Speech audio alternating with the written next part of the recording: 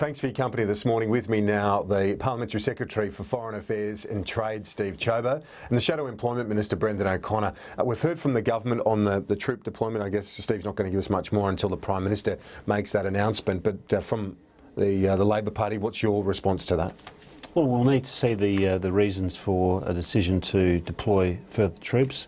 The one thing on this issue, I think it's fair to say, Kieran, is that there's been a bipartisan approach generally. There's been sufficient briefings by the government to the opposition, and I imagine in the case of this issue we'll need to be briefed.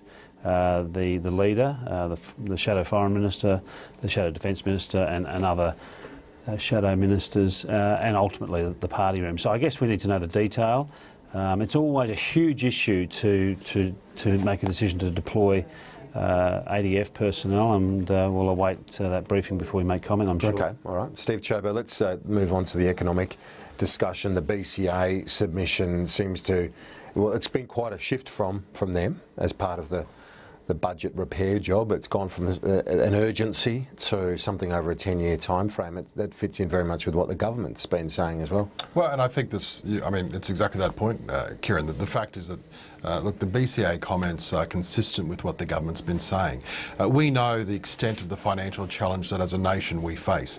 Labor ran down, I should say ran up spending so much that they ran down our budget position so that we have absolutely massive budget deficits that require a lot of diligent work to repair.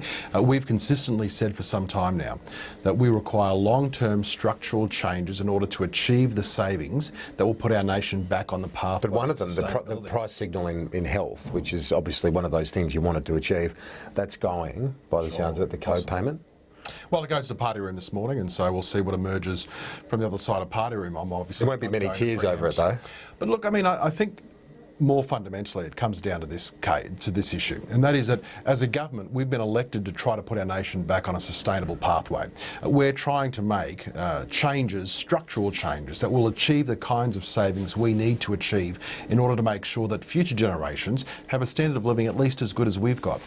The unfortunate aspect of all this is we're currently hampered by the Labor Party, who see rank short-term political opportunism by running around and saying, no, we're opposed to this savings initiative, no, we're opposed to that savings initiative, leaving us very little room to go, because at the end of the day we still need to work with the Senate in order to get these structural reforms through.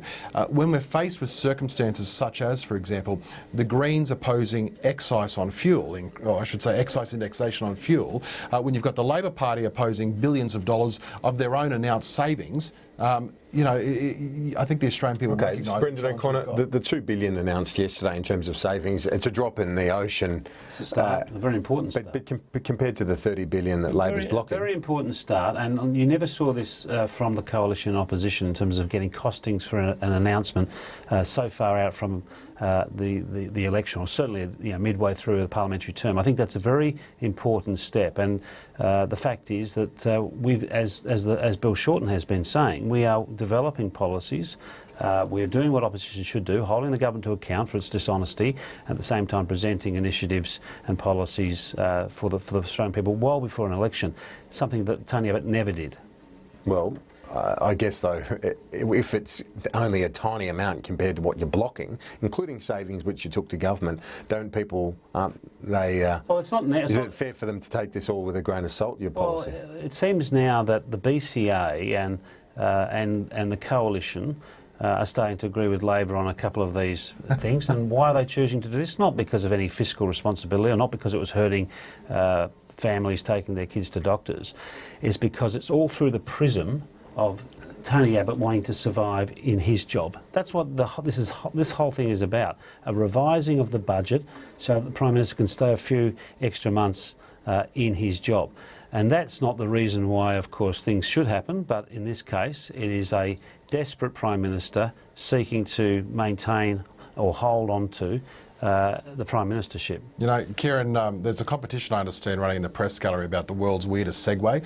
I think Brendan just put in his nomination when he suddenly went from the BCA to Tony Abbott's leadership. I mean, if that's the kind of logic that Labor's applying in this approach, it was a ridiculous There's a segue. huge elephant in the room. I know Steve. you've got a job to. I know you've got a job to do. You're an opposition member. You've got to talk up, your case as much as you can. I'm the only one but talking Australians about it. understand. I'm the Australians only one talking fundamentally about it. understand that the Labor Party, when they turn around and make comments like that, the BCA is part of some kind of conspiratorial thing around leadership. I mean, for goodness sake, this is why people don't take Bill Shorten Tony Abbott seriously. said 53 times the GP tax was going to stay. It's good policy, and they're about to dump it now. And they're not dumping it because it was affecting. Yeah, and Julia Gillard said there would be no carbon tax under a government she leads. They're doing it get with the because times. of Get with Tony the Abbott, times. the fragile hold he has on the actual office of Prime Minister. So he's saying that about the co-payment. That's the point. Look, I mean, I just think Brendan needs to, frankly, catch up. Don't be so personal. What we're actually talking about, what we're talking about, is where Australia is going to be over 5,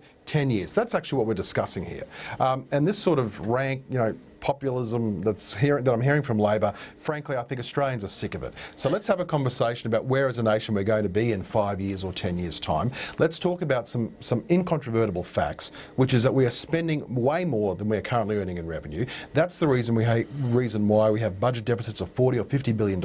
We're trying to achieve structural reform. Labor keeps saying no, no, no, no, no. Then they offer up this pithy, pathetic little policy saying, oh, well, we've achieved a saving of $2 billion. Well, big deal. As you said, I mean, they're opposing $30 billion worth of savings. They offer up a $2 billion saving, and Brendan here and the Labor Party want a pat on the back. Which the Finance Minister says is going to cost jobs if they adopted that policy. Well, he said he had advice.